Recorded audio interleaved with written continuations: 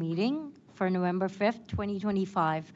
I'm Trustee Preeti Friedkot, and I would like to call the meeting to order.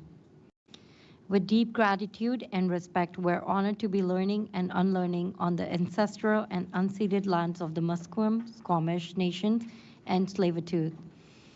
The meeting is currently being broadcasted live, and both audio and video recordings will be accessible to the public even after the meeting ends. Footage from this meeting may be viewed from Canada or anywhere else in the world. The board has a strong commitment to ethical conduct. This includes the responsibility of all committee participants to conduct themselves with the appropriate decorum and professionalism. As the chair of the committee, it is my responsibility to see that the decorum is maintained. Following presentation, there will be an opportunity to ask questions for clarification purposes. I asked all participants to keep questions and comments to the content provided in the presentation or the report. Before we begin, I ask all the participants introduce themselves, starting on my left. Christopher Richardson, trustee. Trustee Victoria Young, committee member, she, her. Janet Fraser, trustee, she, her. Trustee Reddy, she, her. Past exec, Paul Oman. Lucetta George Grant, Musqueam Education. Kirsten Toring, Tsleil-Waututh Education. Kirsten Baker-Williams, Education Director, Squamish Nation. Riley McMitchell, he, him, Elementary Principals and Vice Principals. Francoise Ronet Vase. Dale Ambrose, VASA. Melanie Chang, Vancouver DPAC, she, her. John Silver, he, him, VSTA. Adrienne Sturtson, District Principal of Early Learning and Childcare. Gianna Child, Communications Manager. Shannon Burton, Director of Instruction, she, her. Helen McGregor, pronouns she, her, Superintendent and CEO. Jesse Gresley-Jones, Executive Director of Facilities. Flavia Coughlin, Secretary Treasurer.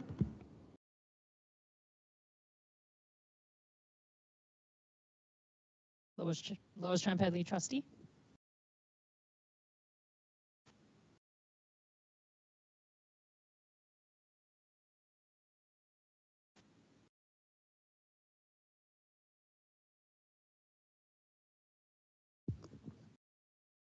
Hello. Nathan Sisiam, Reina Toro, Squamish Nation, Intergovernmental Relations. David Delorme, District Principal, Indigenous Education, he, him. Maureen McRae Stanger, Associate Superintendent, she, her. Hayden O'Connor, Facilities Planner. Anna Chow, Recorder. Janice Myers, Associate Superintendent. Thank you. Moving to the agenda of this evening, there are 2 items for approval. I'll ask Executive Director of Facilities, Jesse Gresley-Jones, to present the first item, Downtown Catchment Boundary Change. Thank you, and good evening, everyone. So the first item is regarding the downtown catchment boundary change. So a new elementary school in the Cole Harbour neighborhood is slated to open in September 2026. To support the enrollment planning and ensure clarity for students and families, a catchment area must now be established for this new school. This report outlines the process undertaken to establish the new catchment boundaries. Changes to the school catchment boundaries are approved by the Board of Education at the recommendation of the superintendent, and this report does contain a recommendation for establishing a new boundary catchment for the downtown area of Vancouver. Next slide, please. So the proposed catchment options consider changes to Crosstown Elementary, Elsie Roy Elementary, Roberts Elementary, and the new school in Cole Harbour. These proposed changes are being considered as part of managing enrollment through the downtown area. Note on the side the existing catchment for the downtown. Next slide. So the new school at Cole Harbour has been constructed to address enrollment needs in the local area. The graph shows the youth population by catchment and the operating capacity in the red line. Note that the corresponding increase in 2026 relates to the opening of the new school, and further, the opening or the future opening of the replacement school, the Roberts Annex, is noted in the dotted red line in 2032.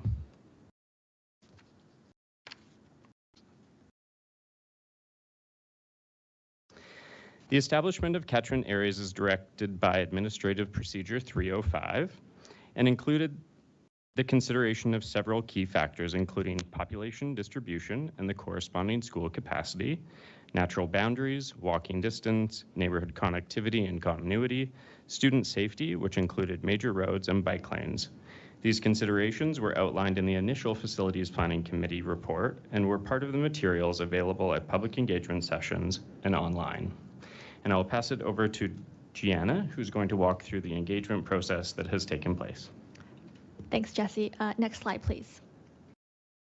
So as per AP 106, District Public Engagement, and as with all our engagements, we follow best practices from the International Association of Public Participation, otherwise known as IAP2. For this particular engagement, we were at the consult level, you'll see at the arrow, meaning that we sought feedback from participants to help inform the board's decision making. Next slide, please. To ensure an inclusive process, we reached out to a diverse range of participants, focusing those most impacted by the proposed downtown catchment changes. Outreach efforts included the 3 inherent rights holders, 10 formal stakeholder groups, 3,600 families with students currently attending a downtown school, including Shawakwasett, Crosstown Elementary, Elsie Roy, Lord Roberts, and the new school at Cole Harbour. We also reached out to families living in the downtown area who plan to enroll their children in VSB within the next 5 years, and so that included childcares, community centers, and libraries, particular to the downtown area. Together, our efforts reached more than 3,700 people. Through that, we sent 3 emails in total, 1 notifying them that engagement was about to take place, 2 when we told them that engagement opportunities were available and where they can participate, and the 3rd email was a reminder to participate. Through these promotions, we heard back from 270 individuals, and I'll dive deeper in the next slide, please.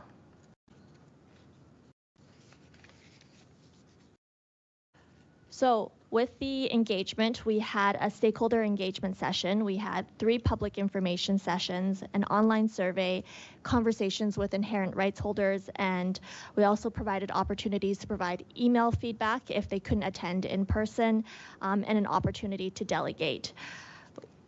What we heard was that participants, they were asked to rank what was most important to them when considering school catchments. They responded by saying walking distance was the #1 priority at 39%. The second priority was population and capacity at 27%. And student safety was ranked as a 3rd priority. Neighborhood connectivity was ranked as a last important factor.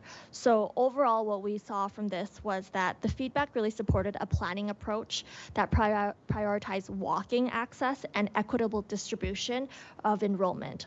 But we also need to continue to monitor urban growth and the safety needs through ongoing collaboration with the City of Vancouver. Next slide, please. Carrying on to what we heard, across all the engagement opportunities, including the stakeholder discussions, the public information sessions, online survey, option C consistently emerged as the most supported configuration. So participants really identified that as the option that best balances school capacity, walkability, and equitable access for downtown families. More information such as why participants chose this particular option and their second preferred option can be found in the engagement summary report that's attached as an appendix to this staff report. Next slide, please.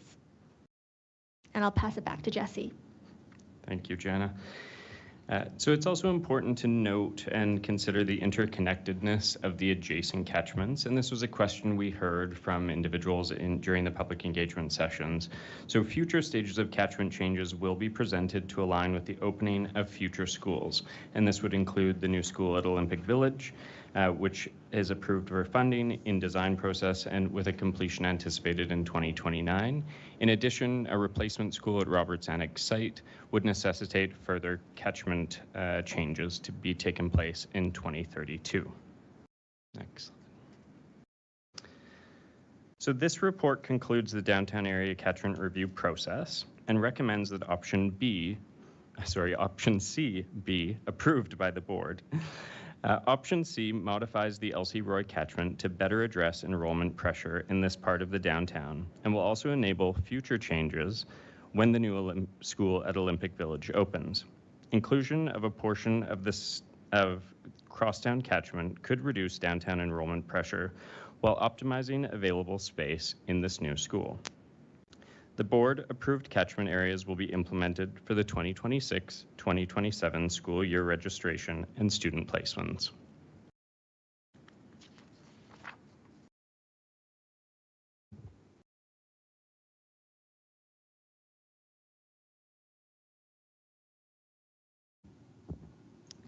Are there any questions related to the presentation?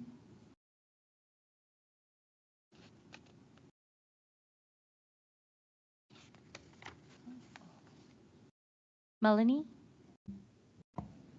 Thank you.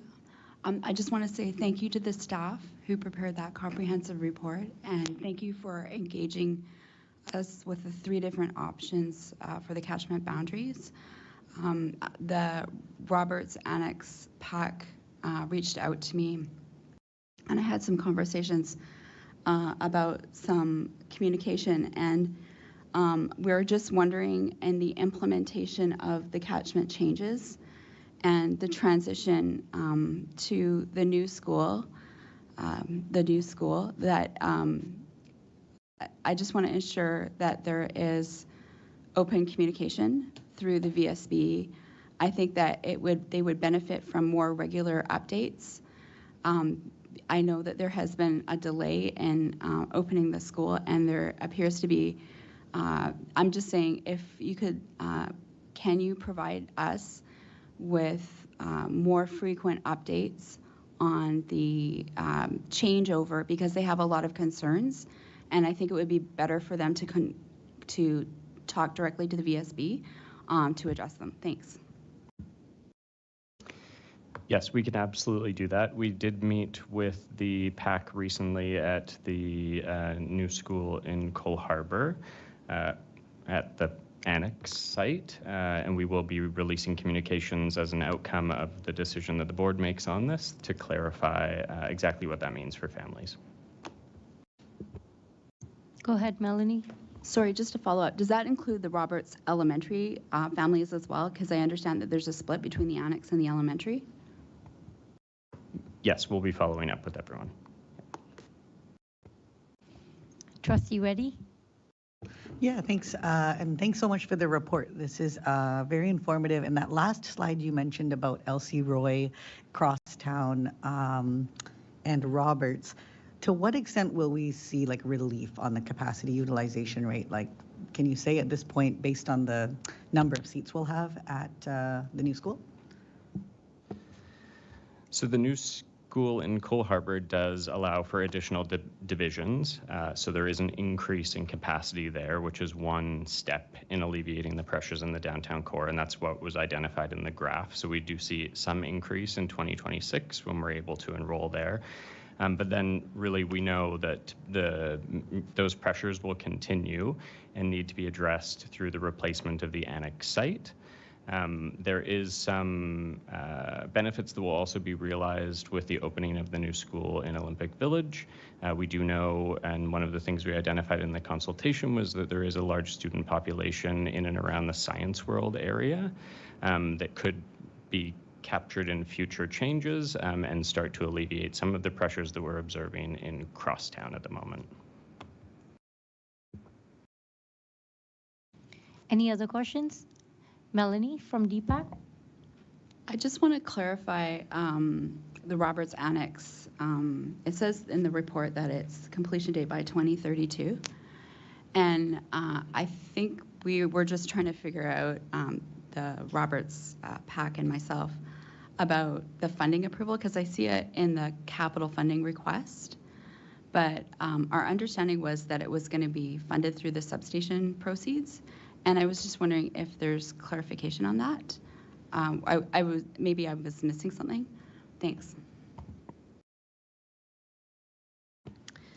So the new school, the replacement school at Lord Roberts Annex, is partially funded from the proceeds for the sale of the underground air parcel to BC Hydro.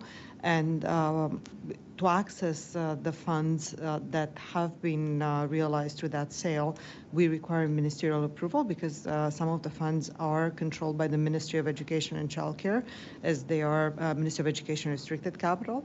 Also, supplemental funding is required from the province to complete the build of the new school, and we have not yet heard a response back to our capital plan. Those responses typically come after the provincial budget is tabled, which is going to be in February, so the earliest we would hear is March of 2026.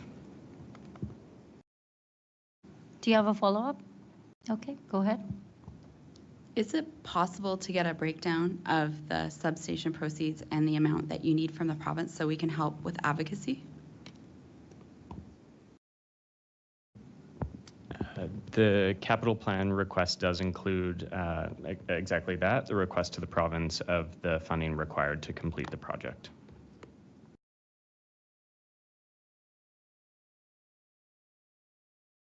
Thank you. So I'm just going to proceed to and look to the Facilities Planning Committee trustees on whether they would like to recommend this motion to the board for November 26th board meeting. The recommendation read that the board approve the school catchment boundary change outlined in option C for the downtown area, and that staff implement the new catchment boundary for the 2026-2027 school year. Those in support? Yes, I am. Agreed. Support. And myself, so trustee Young, trustee Richardson, and myself, trustee Friedkot. The motion carries. Oh, you are trustee ready? Thank you. So this will go to the board with the recommendation from the Facilities Planning Committee in support of this motion. Next, under the items for approval, we have item 1.2, naming of elementary school at Cole Harbour. I'll ask Director of Instruction, Shannon Burton, to present the item. Thank you, Chair. Good evening, everyone. I'm here tonight as the Director of Instruction for the future school at Cole Harbour, also the Chair of the Naming Committee. Next slide, please. So the new elementary school at Cole Harbour, as Jesse has just shared, is under construction and expected to be completed by summer 2026. It's identified by a star on the map for anyone who is unaware of where the location exactly is. The school, as you've heard, has been temporarily referred to as the new school at Cole Harbour until an official name is designated by the board. So in framing the work, it is really important to situate the location of the new school. On the screen to the right there, you can actually see the beautiful view from the second floor of the school. So the naming process follows guidelines set out in Administrative Procedure 541, naming new facilities, part of which is to have a naming committee to work through the process. The naming committee comprised of representatives from the 3 host nations, school staff, including admin and teachers, a parent rep, a student rep who was a King George student, Indigenous Education Director, and myself, the Education Services Director. The committee's work was to liaise with the 3 host nations, consider a dual English and Indigenous place-based name for the school, seek community input on possible place-based names in considering an English name, language's name, and provide guidance on the development of an education plan that supports the understanding of history and significance of the new school names. Next slide, please. So I'd like to share a little bit about the school community process. They went through a process to determine possible English language names. This would be if there was consideration for a dual English Indigenous languages name for the school. So student representatives from each division that went with school staff and parents on a walking field trip, and you can see some photos there, to where the new school location is. They went there to be in place and to learn on the land. They talked about connection with place and really the importance of that in relation to the school. You can see there that they're reading a story called The World Needs the Wonder You See. And this is really about using all your senses to observe and think. So these students, they were asked to see what they hear, what they smell, what they see in relation to the land that they were on. And it was quite a beautiful process that the school shared. And then this really helped them in brainstorming possible names that were appropriate and related to place. Afterwards, they brought these suggestions to a community welcome night that was actually attended by almost all the families for the new school at Cole Harbour in the old Lord Robert Annex site. And then the students and staff there got to vote through a dot-mocracy on the various names. Then all these suggestions came back forward to the naming committee, and we discussed and reviewed them. Next slide, please. So the naming committee met 7 times from February 28th to October 28th. There were a variety of in-person and online meetings, and our June 24th meeting actually took place down at the Cole Harbour Community Centre right next to the school site. At that June meeting, when we met in place, Squamish Nation graciously gifted us Squamish-Snitcham name to go forward for consideration. The school staff also had the opportunity at that meeting to share the process that they engaged in, which I just shared. English languages name were brought forward. We talked about them, and the name Seaside was chosen as the most suitable English language name. As part of the next steps, VSB requested that all inherent rights holders, all 3, have a conversation about the Indigenous languages names. So we just had our last meeting on October 28th, and at that meeting, we shared gratitude for the gift of a name provided by Squamish Nation. It was also acknowledged at that meeting that Musqueam and Tsleil-Waututh have not yet shared a Hunkaminam name. We also noted that there have been challenges with full attendance at the meetings from 3 host nations, and we needed to note that very few of the meetings actually had representation from all 3 host nations simultaneously. We shared that it is so important that all 3 host nations have input and agreement about next steps, as we greatly value our relationship with all 3 host nations. The school community actually shared some challenges as well in not having a name and the struggles that is bringing for the whole school community. It was then decided to present the English language name of Seaside Elementary to this committee, Facilities and Planning, tonight. It was discussed that more time is needed by the 3 host nations to discuss a path forward for both Hunkaminam and Squamish-Snitcham names to be represented. So we agreed the committee will reconvene in the new year to allow for some more time, and then we will provide updates and discussion. Indigenous languages names may then be gifted for consideration in the spring to accompany the English language name as the official school name. And it's important to emphasize that the school community is deeply committed to learning, and a plan will be developed, and that's part of our AP, to ensure staff and students and the community understand the historical and cultural significance when they receive an Indigenous languages names. Thank you. Thank you, Shannon. Are there any questions related to the presentation? Trustee Reddy?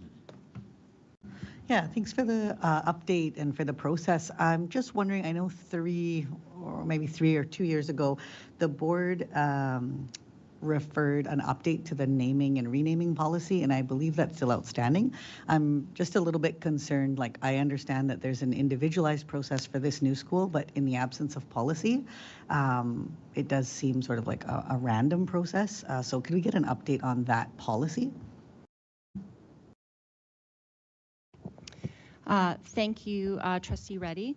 Yes, in 2023, there were two motions. One was a motion to move forward to direct staff to work with the three host nations around a new policy around naming and renaming. There was also later in that year a motion at a public board meeting to put together an ad hoc committee of trustee representatives. At the time, we brought this topic to a number of IEC, Indigenous Education Council meetings, and that work is ongoing. There have been a variety of conversations with different representatives at the table over the last period of time. And I know there have been conversations and we would seek some advice from the nations about how to move forward. This is very important work. We found ourselves in a place of a school needing a name, as you've heard. And we have another school coming, Olympic Village, you heard about it earlier, a new school there. So we would really greatly like to continue the work and seek advice about how to move forward on having a formal policy around naming and renaming in collaboration with the three host nations. Thank you. Trustee Reddy, follow up? Yeah, appreciate that. Just to follow up, how are we resourcing the work with the host nations? My understanding as well is that when we're asking for like formal input on something like significant like naming, that we would resource it. So are we okay on the resourcing side, or are there further allocations required to support participation? I don't feel that I'm in a place to answer that question for the nations. This has been a conversation at the IEC, and that is, I suggest, something that can be an ongoing conversation with advice from the nations. Thank you. Kristen?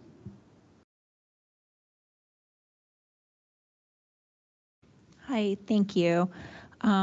First, I would just like to start by thanking Shannon, as well as my colleagues at Squamish and Musqueam Nations, for all of their hard work on the naming for the Cole Harbour School. I just wanted to share an update that I received today upon returning from leave. So it's my understanding that conversations have taken place between Tsleil-Waututh's Culture and Language Director and Councillor Gordon Grant from Musqueam, and that there should be a name, a Hunkaminam name, within about a week. That's the best update that I can offer at this time, and I do just appreciate everybody's patience as we have navigated this process, and really thanks Squamish Nation for their hard work and the name. Thanks. Trustee Young? Sorry. Thanks. I'll actually wait until after all the nations have spoken. Thanks. Kristen? Yes, Kirsten Baker-Williams, Squamish Nation. So first of all, I just wanted to make some notes for the record on the briefing note, just for the record. The VS is to have the three first host nations come together. That actually came through Lisetta Grant George. It was her initiation at the May 10th meeting. It did not come through VSB. And then after that, because we wanted to meet and have a commonality before we sat down at that naming meeting. So that happened first. And then the other piece that I wanted to add was that Squamish Nation was not in alignment at the last meeting. What I wanted to also point out, just for the naming policy piece, is when it comes to changing the school naming, a part of the policy is new school facilities shall be given a place-based names, which is or are meaningful and reflect the significant geography of the area. The relationship between the school building and the land on which it is located is important to the naming process. And in selecting place-based name that acknowledges and honors Indigenous history, it is necessary to seek early engagement and involvement of the host nations. And dual naming shall be considered in naming a new school in English and Indigenous languages. Dual names are not required to be a direct translation, and as such may have separate meanings. With the news that our other host nations will be ready to have a name in approximately a week's time, and that Squamish Nation has already gifted a name. I would like the committee to amend the motion to include the Squamish gifted name of Chilhwalch School Out, as it says in the motion. And then when Musqueam and Tsleil-Waututh are ready to give their names in the next week, that those names be submitted to the board, because it's our understanding at the last meetings that it might reflect the name Seashore, or it might be a place-based names. But according to the policy, they do not need to match. And for Councillor Reddy, there was ongoing processes in terms of naming with Squamish Nation, but that was in 2023, and things have kind of slowed down for some time, but hope to come back up because there were some discussions and agreements at that period. Thank you. Trustee Young? Thank you, and thanks for all the work that's gone into this from our host nations, from staff, and for all of the committees that have been discussing this for quite some time. So I wanted to say thank you on that. I do think, and I'm speaking in a capacity as a trustee and as a member of the committee here tonight, I believe that to adopt or to accept a name at this point without full acceptance from the IEC, it would be inappropriate based on our policy of having the IEC at the table, and for it to be a decision not of the board, but a decision of the IEC. And so I do acknowledge all the work that's gone into this and appreciate the gifted name. I just wanted to share that at this point, I can most definitely separate the recommendation so that the English name be moved forward to the board. However, no Indigenous language name be moved forward until there has been consensus. Kristen? Yes, I'm going to call my respected colleague up, but I will say that this process was moving along quite smoothly into the very last meeting. And I'm not sure if Councillor Grant, no, it's not Grant, is it Gordon Grant is a member of the IEC or not. That was the first meeting, but I would like to call my respected colleague up to talk about the gifting process.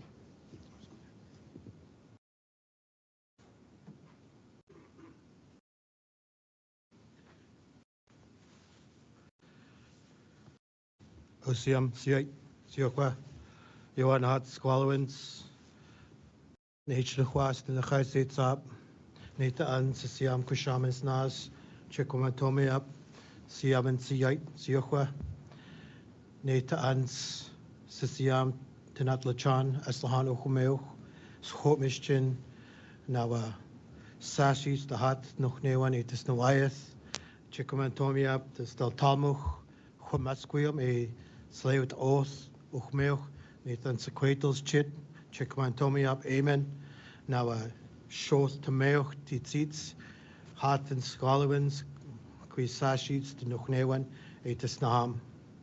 I just wanted to thank you all for allowing me to be here today. My ancestral name is Sisiam. I'm from the Squamish Nation.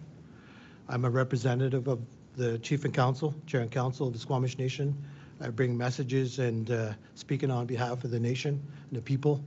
In this process, I want to acknowledge the work and endeavors that have taken place to recognition and as well as the naming process. I truly am touched by the emotion of the collaboration and collective efforts to include traditional names into the school systems. As an Indigenous person growing up on the North Shore, growing up in the system, we didn't see this when I was a young man and a youth growing up in the school. So to see that transition and collective efforts, it's great to see. To see that there's acknowledgement of Indigenous people in our own territory. And you know, growing up, it wasn't easy to be an Indigenous person in the system, to speak and to learn my language, and to be proud to speak my language, and to be proud to know who I am, where I come from. And I want to thank the other nations as well for their efforts. And the system of our process with naming and our language is so sacred to our people. The language of the birth language of our people, our Squamish people, and the lands that we govern and occupy. And our language is so sacred in the efforts to speak or to share things. It's a process to share our, we call our Squalwins, what's inside of us, our inner tradition and our inner spirit.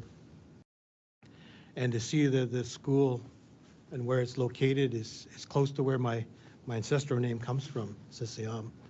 My ancestor came from a village called Huai Huai, which is now called Lumberman's Arch, Stanley Park. And to hear and to see the language being visible in our territory is an amazing, amazing thing. And I want to acknowledge the efforts of our Squamish people, our Squamish Language Commission, our elders in our community, in regards to the sacredness of putting their resources and allocation of time to see how important it is to lay down a name for a new school, to build that relationship. And I also want to acknowledge my relatives from Musqueam and Tsleil-Waututh as well, to hear that there's a process that they're going in the steps to also name. And when we do things in our ceremony and our traditions, we lay out the process and we follow through with it. So to hear that, to see this is a little disheartening. You know, the nation and our elected officials wanted it loud and clear that this is a highly important moment for our people, with the acknowledgement, and to hear and to see our language on all four corners of our territories, as well as standing with our relatives, the Homasquiam and Tsleil-Waututh as well. I want to acknowledge that. And in regards to our Squamish Nation and the languages our relatives speak are different, but we existed side by side for thousands of years. And I encourage you to keep moving forward, and I wanted that loud and clear, the messaging of, I'm a representative of our chair and council here to advocate for to continue this process, to not hold it back. I heard tonight, our relatives are coming forward with a name within a week, and I don't think that this should be delayed anymore. And I want to continue to move forward as we pull together in a canoe, side by side, in this place that we call home. Chinkamantomia. Thank you.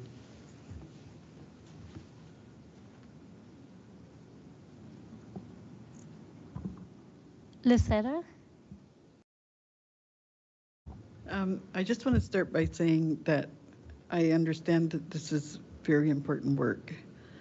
And coming from an Indigenous community and knowing the work that goes behind naming things, I don't think it's fair for us to ask you all to make a decision on something we haven't decided between us yet. So my suggestion is it goes back to the Three Nations for them to come to you with a decision about what's going to work for all of them. Because what I'm feeling and hearing right now is that we're not there yet. We're not together on this yet. And for the name to be important, like the place we want it to be, we have to be in agreement between us. So I don't know if you're here to vote on whether this is going to happen or not, but if we've got a week, then we talk to our people to meet with each other to come together and have this done. And I know you've been meeting for a long time because I've been to those meetings, and I realize that most of the time we're not getting anywhere, but the people that need to be involved aren't here. But I hear that they want to be here, they want to be part of this, and I think that we need to give them the chance to do that. Thank you. Helen? So process, so the question was, is it a vote? The process as it sits is a report has come to this committee for discussion, and thank you everyone for sharing your input and the deep impact that this naming has in schools. What the process is normally that we work through in our system is a report comes forward, and the trustee representatives who are here this evening deliberate and decide what the next step is. And there's actually options available about what can happen. A school naming or names that are gifted go through a formal process where the Board of Education must approve them.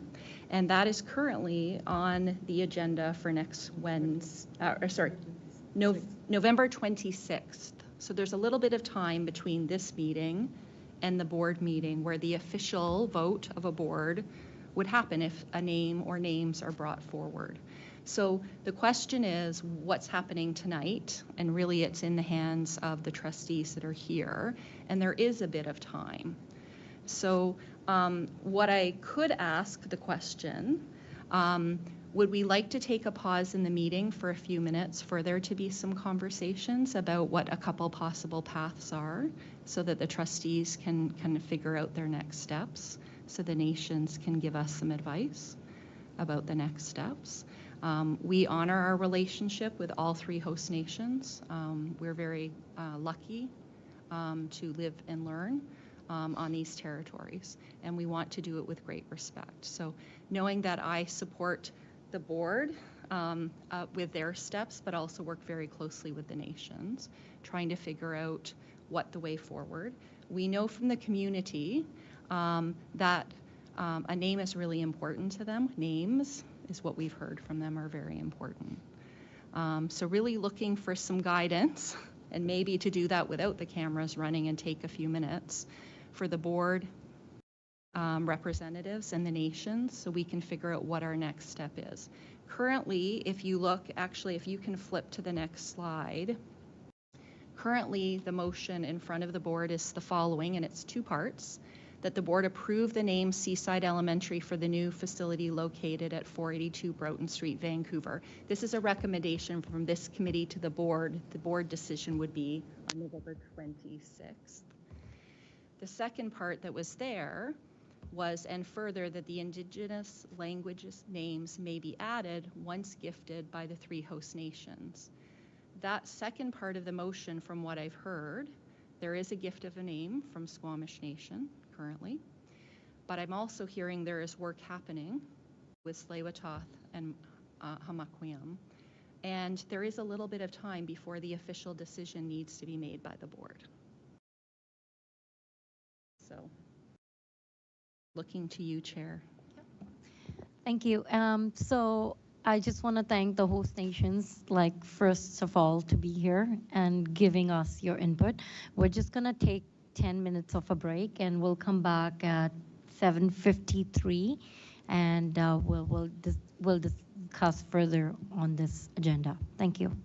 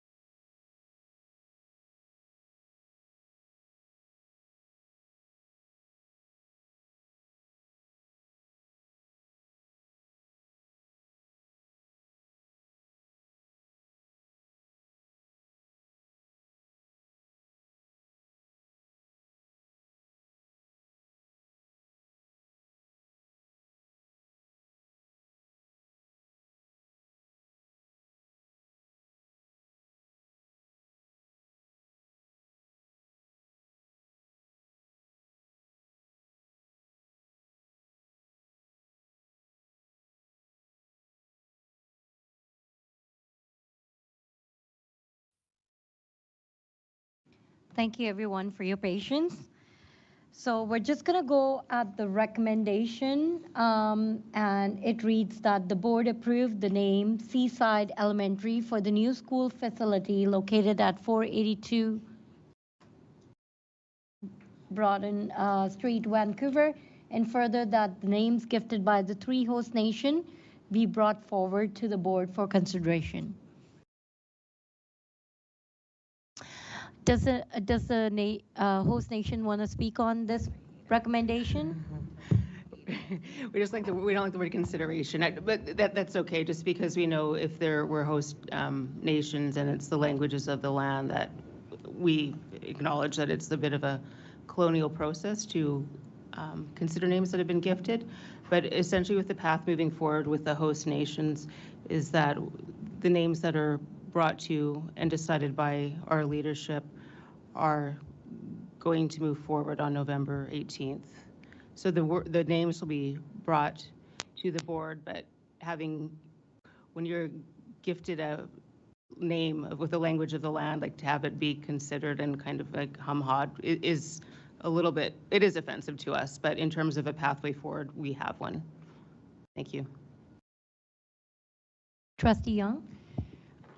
Question through the chair to staff. Could we remove for consideration and just say that the board the names gifted, because this is, although this is a recommendation that goes from committee to board, but this is not the actual board motion. So to respect our host nations, would it move forward procedurally? In our procedures, we need to say why we're bringing it to the board.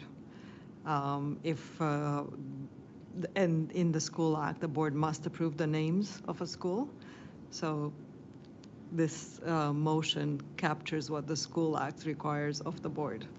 As this is not a motion, though, and just a recommendation from committee, as a show of respect in tonight's committee meeting, is that something we could consider and then at the board meeting follow the School Act? However, this is a show of this, as this is a recommendation. Does that still follow procedurally? The question that anybody that reads our minutes will ask is, why are you doing it? So if we don't have the why, so we could say for acceptance, if that's, but I don't know if that's better. Like we need an action following. I have a question, actually. Is it possible that we do not go ahead with this recommendation at all and just ask them to give us the name within a week that they're already deciding on and to come forward to the board for November 28th meetings?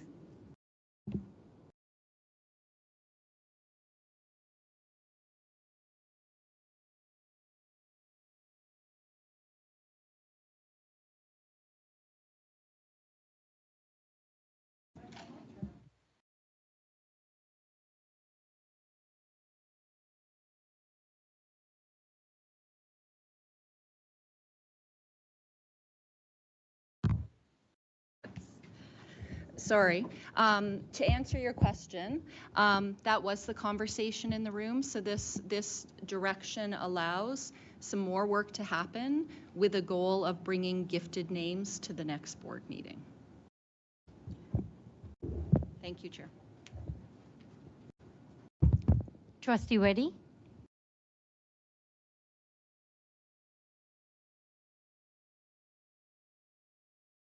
Sorry. Here. Testing. Those weren't working either. Here, Trustee Hello? Reddy.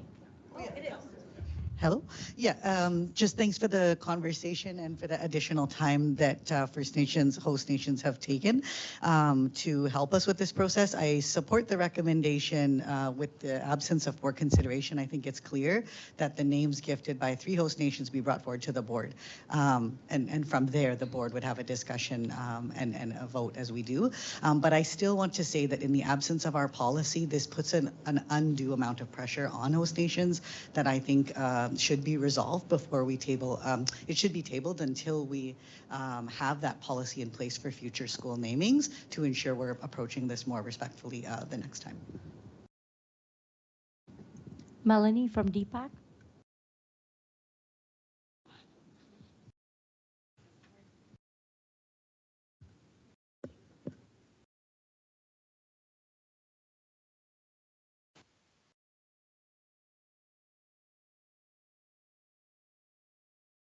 That's better. Okay. I just wanted to say thank you for taking letting me talk. I'm really grateful of the work that's being done here. I can see that it's incredibly meaningful. I would suggest that we start the process for the next scroll earlier. I think that there was a little bit of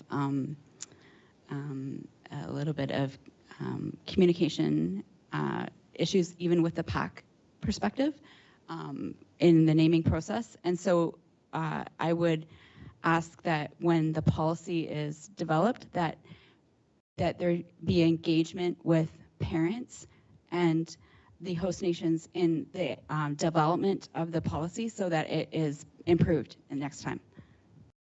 Thank you. Trustee Young.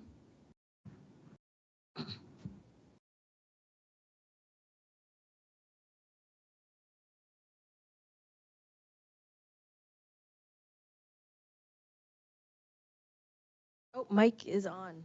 Okay.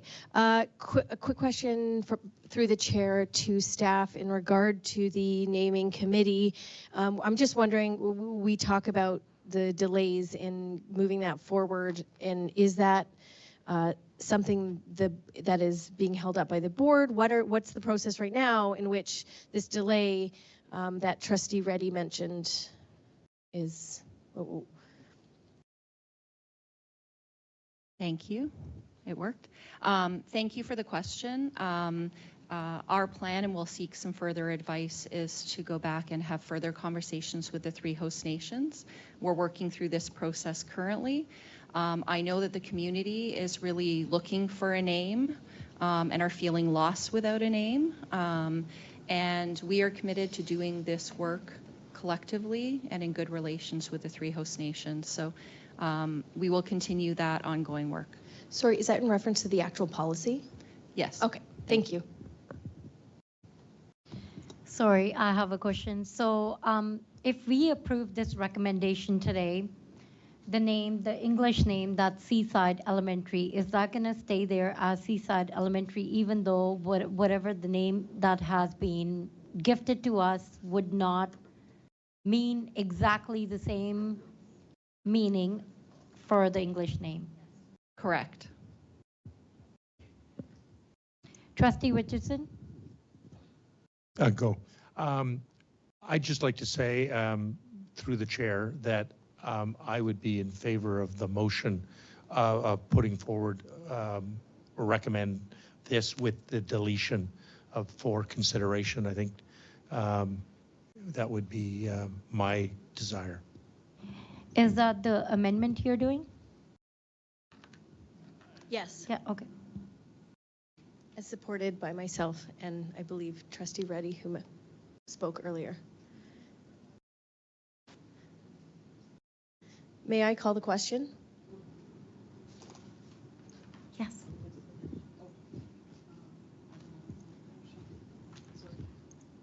Unfortunately, technology is not cooperating. I have amended the motion to remove for consideration, but it's not displaying. Can you hear?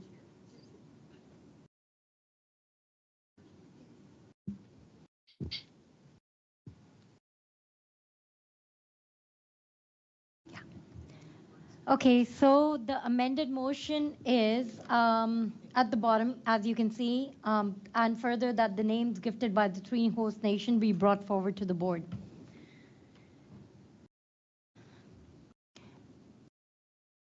I am looking at my committee members to see if they support the motion. Okay, so it goes to the board meeting on November 28th. Thank you.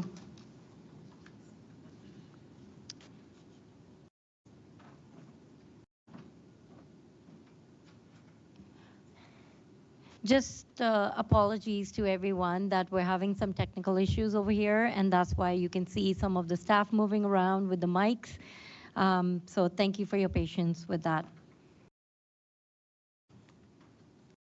Next, under the item for discussion, we have item 2.1, potential closure of Sir Guy Carleton Elementary School. I'll ask Executive Director of Facilities to present this item.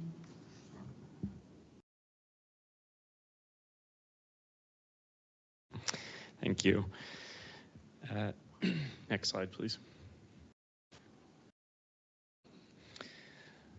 So Sir Guy Carleton Elementary is located at the intersection of Kingsway and Joyce Street. The school buildings at Carleton include a large masonry building identified as Building 1, a wood frame building, number 2, and a gymnasium building, number 3. These buildings have remained vacant since the 2016 fire and continue to deteriorate. Before the fire, its operating capacity was 465 students. Buildings 4 and 5, identified on the map, were renovated in 2013 and are leased to Green Thumb Theatre. If the board decides to close the school, the existing lease will remain in effect. The board is now seeking input as part of the process outlined in Policy 14, School Closure.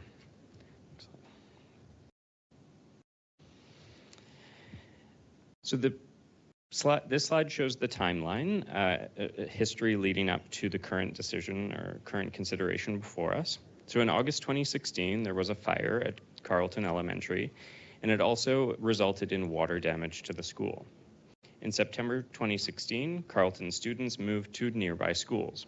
All Carleton students were offered spots at Cunningham, but some chose to apply to other catchments. Between 2017 and 2019, there were attempts by the district to secure funding for the restoration and seismic upgrade of Carleton Elementary. However, funding was not provided by the ministry. In 2023, the board approved adjusting the Carleton Elementary School catchment to the footprint of the school site.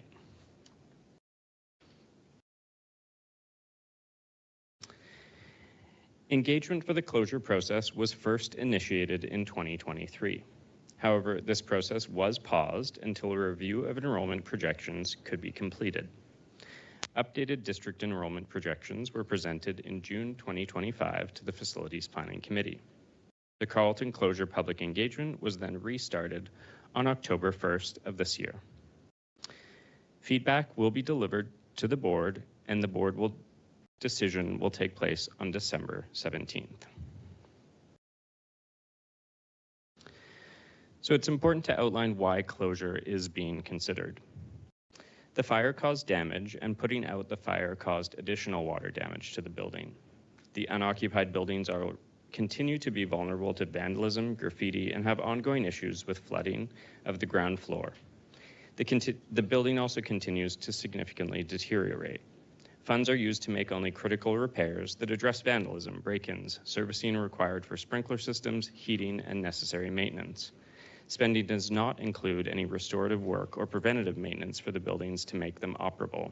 The Carleton site continues to carry significant maintenance costs, roughly $65,000 per year. To return the school to a safe and usable condition, major capital funding would be required from the provincial government. However, the VSB has been denied multiple funding requests to repair and seismically upgrade the school. Therefore, there are currently no options for reopening the school at this time. We are not doing active maintenance, and the building does continue to deteriorate. Examples of this include photos on the screen, which identify ongoing flooding from the grounds into the basement and ongoing leaks in from the roof.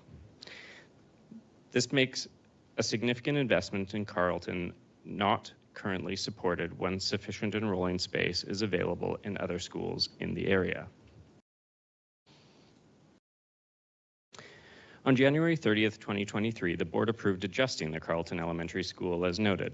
All students who previously attended Carleton are now attending or have graduated from secondary school. Families in the former Carleton catchment are now part of other catchments.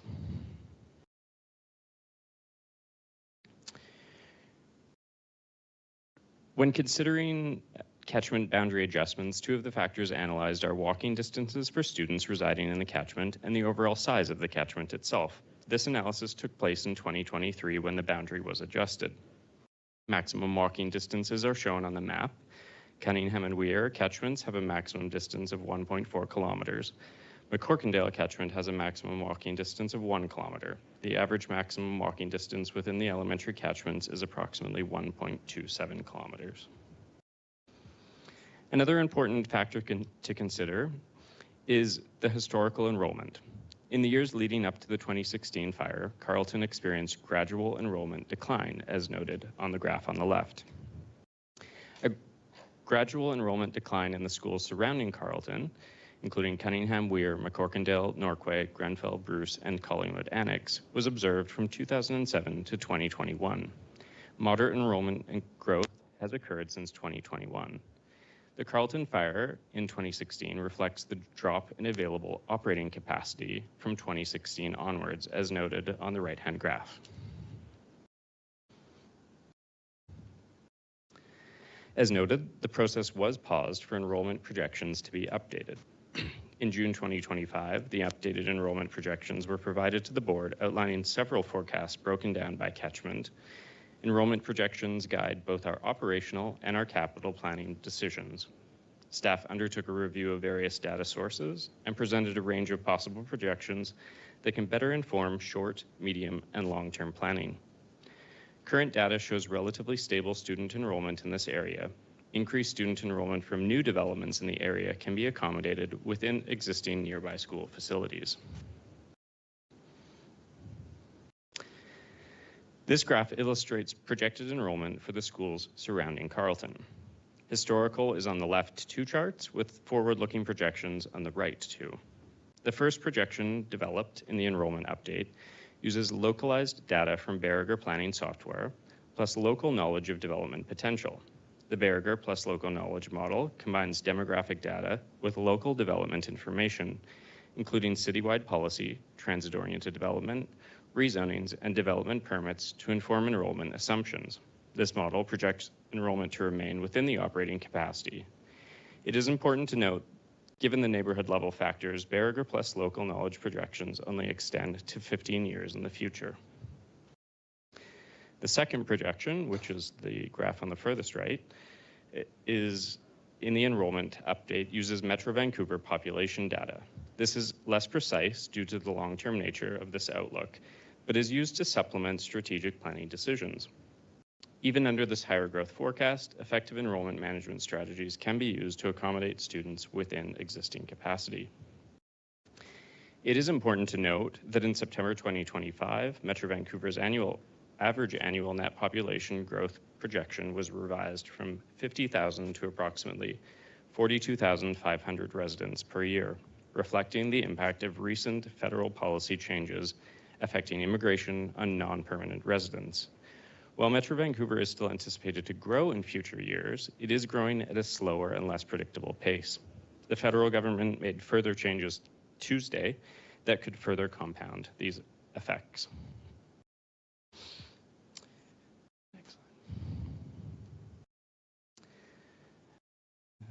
So schools that now, there is available space at the receiving schools. Nominal capacity is the number of students a school was originally built to hold based on the physical layout, and the operating capacity is the number of students the school can currently support, considering how spaces are used and the required staffing levels. Schools that now serve students from the former Carleton catchment currently have available space and are projected to be able to be accommodated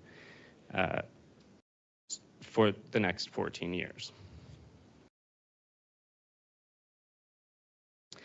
Another important consideration is that capital investments in this area with enrollment pressure are prioritized in our 5-year plan, and the capital plan relates to enrollment pressure as well as seismic risk. Carleton is rated H1 for seismic risk, which is the highest risk category. There are no seismic upgrades or school replacement projects for Carleton currently prioritized or supported by the province because nearby schools do have space available to accommodate enrollment. The final consideration outlined in the report is the interests of the CSF. The The CSF is a unique school district in British Columbia that provides French first language education to students across the province. CSF is not geographically bound, has schools throughout the province, and it serves Francophone students province-wide, ensuring access to education in French for those with rights under Section 23 of the Canadian Charter of Rights and Freedoms. In May of 2025, the BC Supreme Court ruled that the VSB must reasonably consider and balance the importance of minority language education as a value underpinning Section 23 of the Charter. Prior to this ruling in January 2024, the CSF made a request to the VSB to acquire the Carleton site. The CSF identified utilizing the site for a new secondary school for Francophone rights holders in the area. It is important to note that no decision has been made about the school closure, and before the board can consider the sale or lease of a site, it must first make a decision on the proposed closure. A separate formal process for land disposition would take place should the board choose to proceed under Policy 20, disposal of lands or improvements. While there is interest in the site from the CSF, the current engagement is focused on whether the board will formally close the school.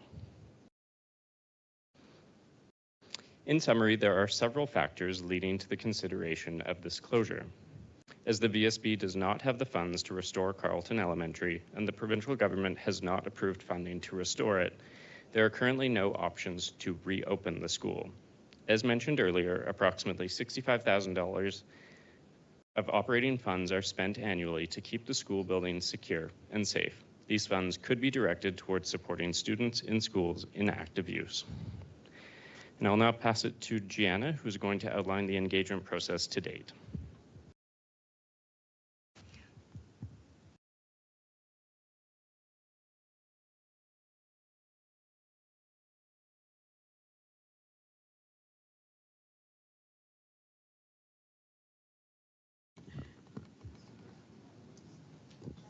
There's testing.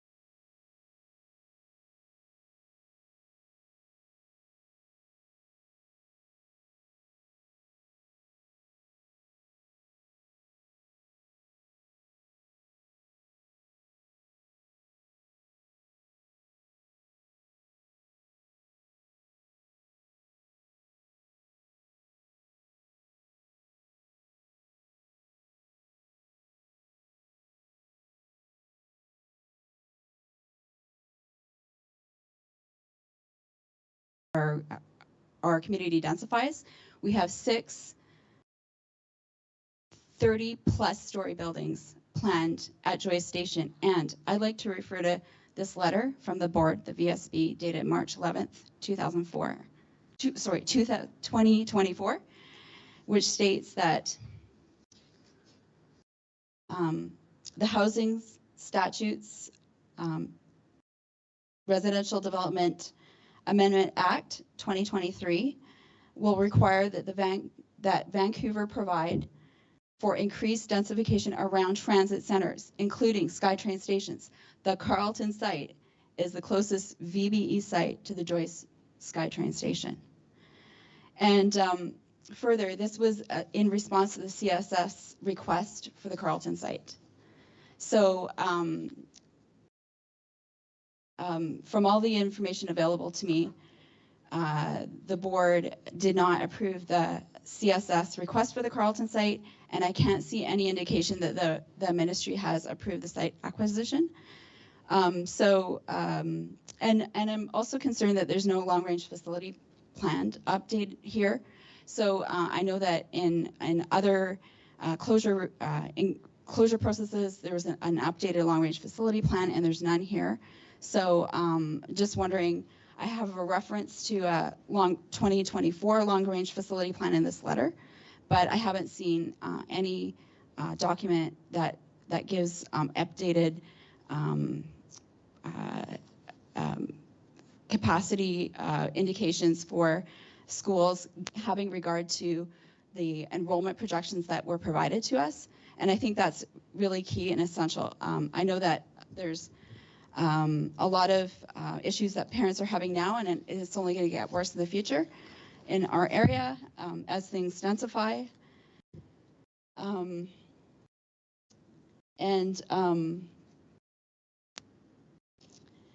So in my view, the Carleton consultation process has been fundamentally flawed, because I know that there's subdivisions filed with the city. I know that the CSF's request has been refused by the VSB. I know that the land at Carleton is key for the densification in our community, and it's one of the only spaces that we can have for enrolling student spaces. There's essentially no other spaces left for the community benefits that were promised to us under the Joyce Colony Precinct Plan. Our community has been waiting 9 years for the community benefits that promised to us. We have endured 4 times. This is our 4th time at closure.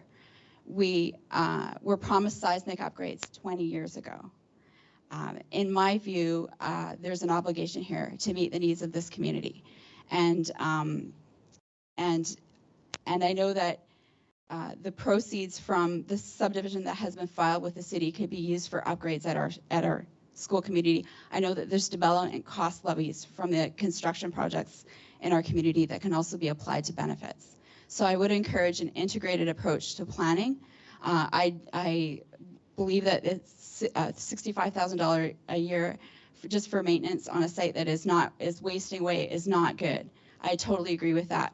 But I think we need to look at an integrated planning approach. I would urge you to stop this consultation, because there's a lot of information missing, like a long-range facility plan, and it doesn't make sense to continue at this point. Thank you. Thank you, Melanie. Does any of the trustees have any questions for the presenter? No?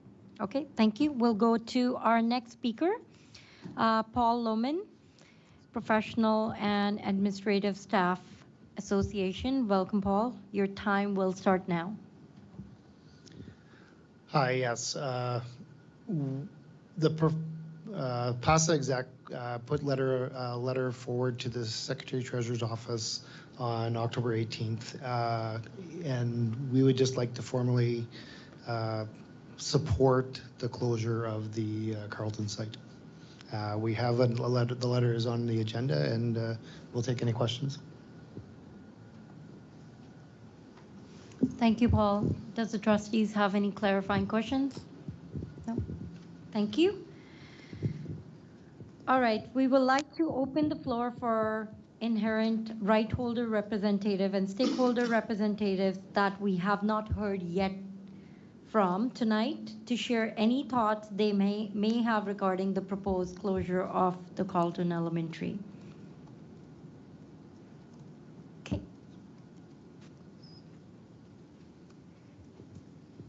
John, please go ahead. Thank you. On April the 4th, 2019, the VSTA Executive Committee passed a motion. The motion states that the VSTA opposed the selling of any VSB land or property for the many reasons that were offered tonight.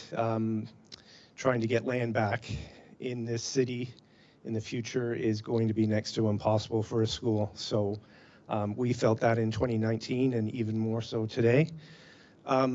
Just a reminder to everyone that there was a VSB elementary school where the Wall Center is now downtown across from St. Paul's Hospital.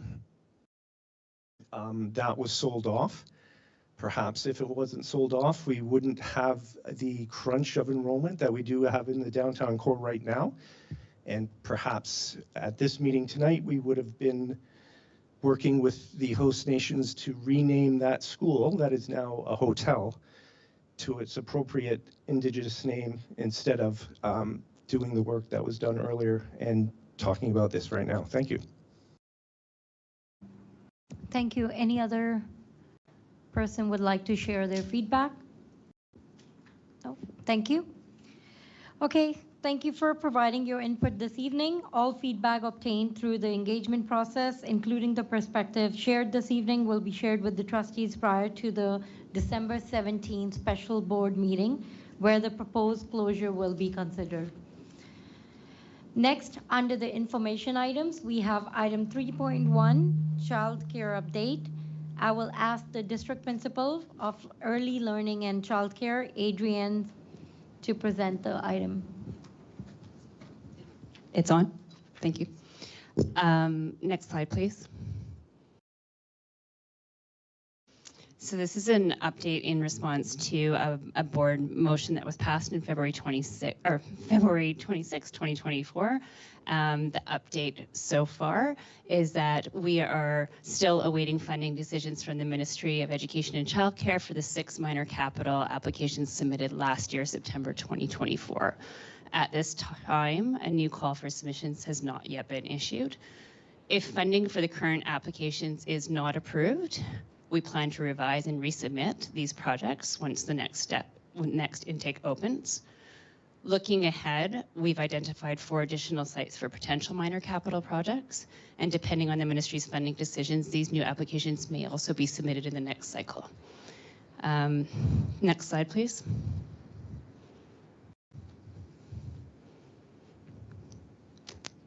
Sorry, next slide, please.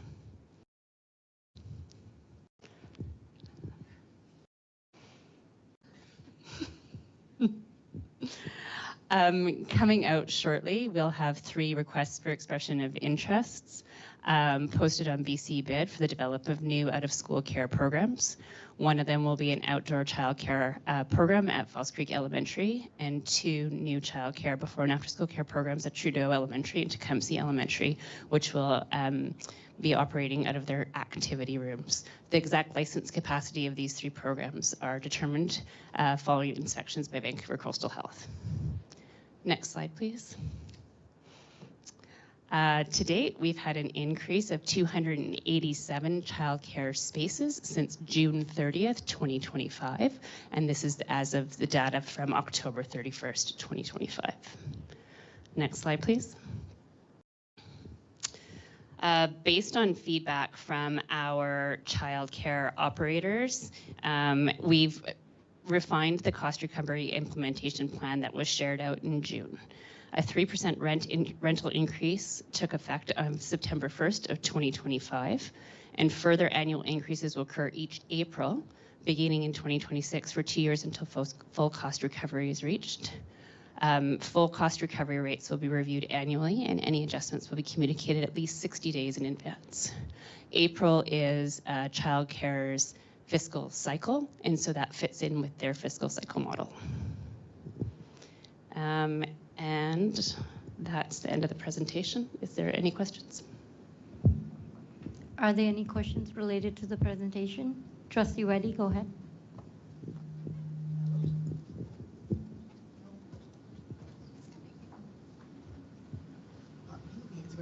Okay, thanks. Thank you so much for the update, Adrian. I just had a couple questions. One was about the like the recent amendment to the School Act to explicitly enable school districts to operate childcare. So is that being contemplated at this time by our own district?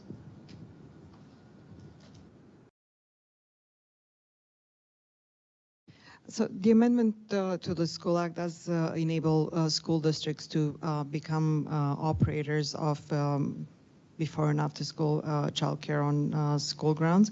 That is work that we are going to undertake once the regulations are published by the Ministry of Education to fully understand what is being contemplated at the provincial level and what might be the implications for the school district.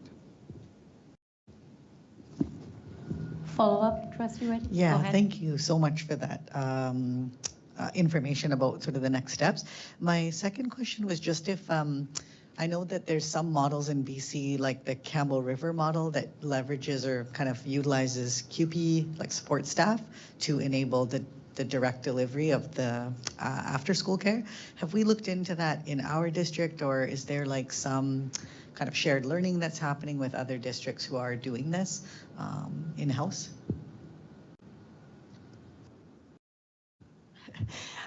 We do participate in a number of cross-provincial consultation and information sharing initiatives where we learn from one another what works and what doesn't work.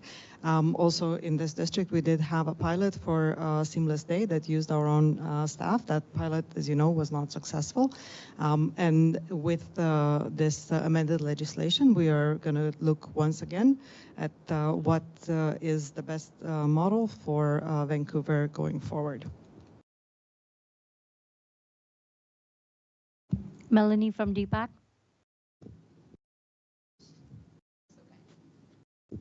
Thank you so much. I just have a question about childcare space and operating capacity. So I went to the consultation for the changes for the implementation of the recent amendments to the School Act, and we were told from the ministry that ultimately the goal is for more childcare at school sites, and that for childcare to be integrated into like how we calculate operating capacity. So we account enrolling spaces, and we have accounting for also childcare spaces. And I'm just wondering if you've heard any updates about that. This was not discussed with school districts. The only information that we have is that the spaces that are used for K-12 education are the same spaces that should be used for before and after school care. So no additional capacity being provided, no capital funding being provided to create new spaces for before and after school care on school grounds. Follow-up, Melanie? Yeah, just as a follow-up.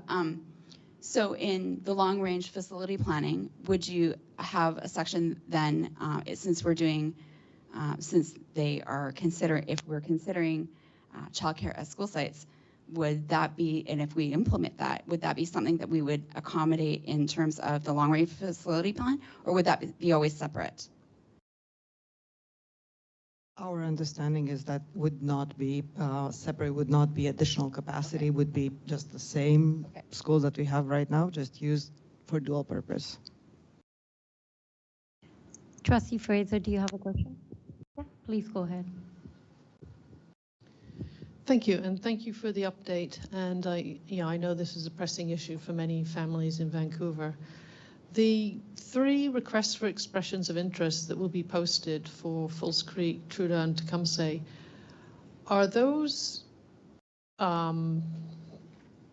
sites at the schools ones that we're developing internally that don't need additional capital funding from another, from an external partner to go ahead with? I'm curious how we're able to move those forward.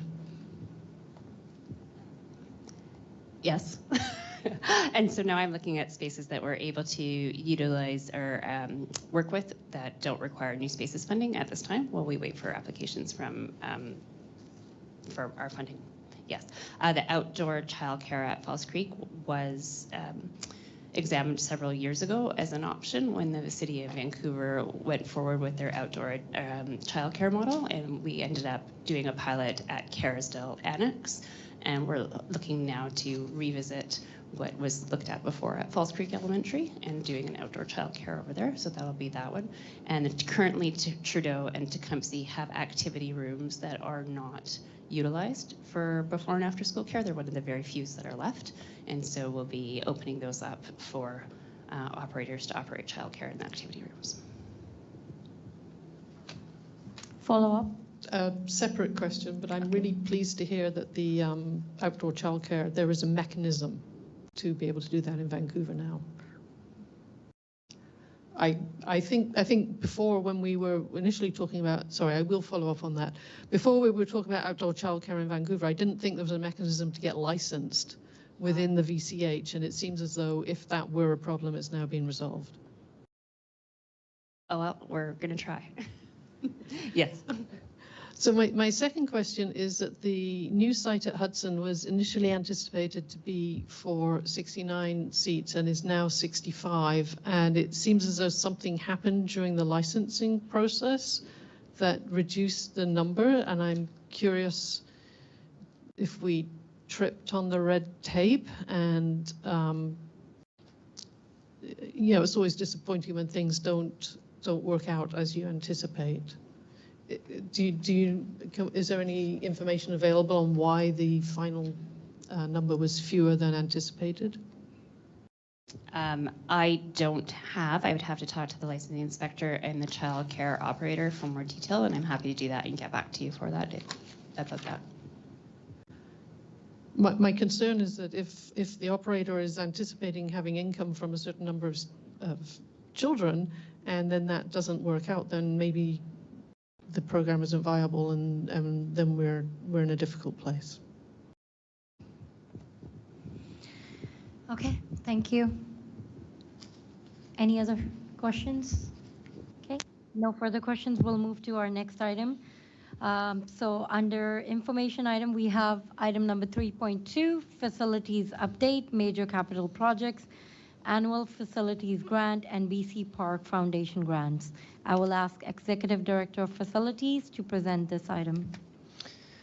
Thank you. So noting that we are at 9:06 p.m. and to respect everyone's time, there is a fulsome update on each of these three items contained in the package. So it does outline the update on the major capital plans, on the spending in the AFG, and then also the new funding that has been secured from BC Parks Foundation and some of the initiatives that are underway there, including some great photos of engagement that we have been doing with our students at Grenfell that will be used as a model going forward to develop park spaces on our school grounds.